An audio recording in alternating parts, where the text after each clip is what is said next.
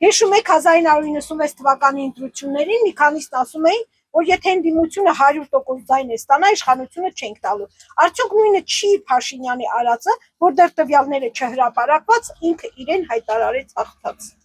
Որտեղ կերտելար ինքն բան արել, մանդատը տարել են թղթերը տարավատեց բանի մեջ։ Մեշոկը մեջացեց, բան է ինքն էլ որպես հսկի չանդեղ։ Տարավ մեշոկը ոտավ թղթերը արկղի մեջ, որ ձայն վերցնեն մեր ընդդիմությունը։ Ինչ ասեմ, դա ուրիշ բան չէ։ Նա որքան շուտ հեռացնեն այդ ղեկավարությունից, այնքան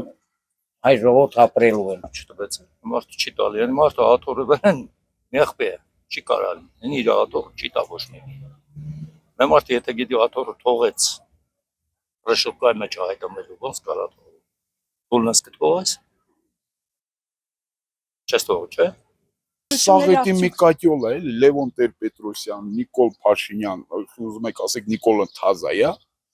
յաններից հին է,